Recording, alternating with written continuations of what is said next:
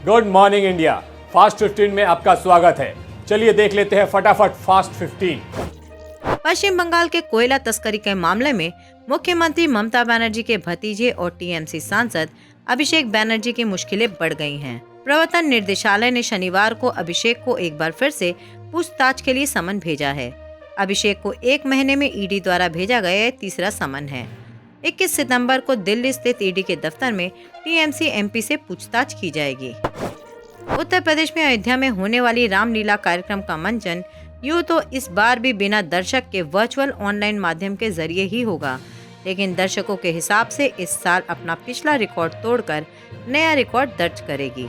इतना ही नहीं, इस बार 6 अक्टूबर से 15 अक्टूबर तक चलने वाली रामलीला में जानी मानी बॉलीवुड एक्ट्रेस भाग्यश्री सीता माता के किरदार में नजर आएंगी।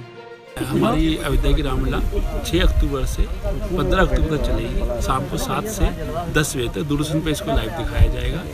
और उसमें माता सीता का रोल निभाने जा रही हैं भाग्यश्री, और रजा मुराद जी कुंभकर्ण का रोल निभा रहे हैं, शक्ति कपूर है रावण का निभा रहे हैं, राहुल बुच्चर राम का रोल निभा रहे हैं, और शाहबाज खान रावण का रोल निभा रहे हैं। इसके अंदर अवतार गिल विभीषण का रोल निभा रहे हैं, राकेश बेदी केवट और जनक का रोल निभा रहे हैं।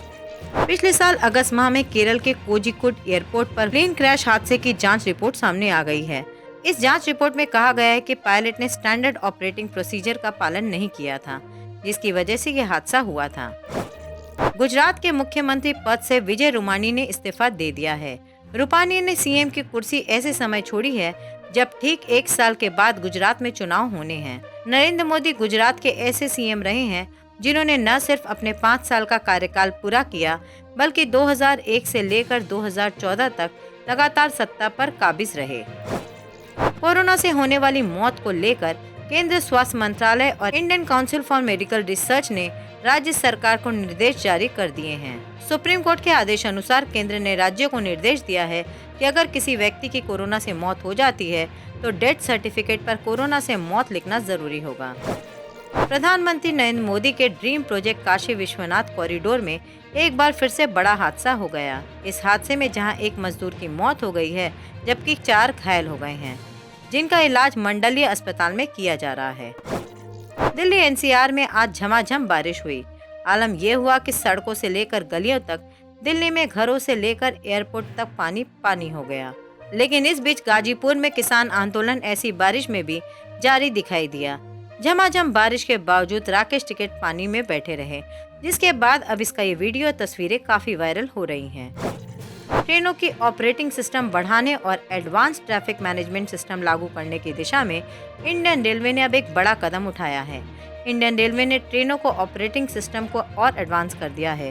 रेल मंत्रालय की पहल पर आईआईटी दिल्ली ने रेलवे के रन ट्रेन सॉफ्टवेयर को अपडेट किया है। भारतीय रेलवे ने मुंबई अहमदाबाद रूट पर प्रस्तावित बुलेट ट्रेन प्रोजेक्ट के काम में तेजी को लेकर कमर कस ली है।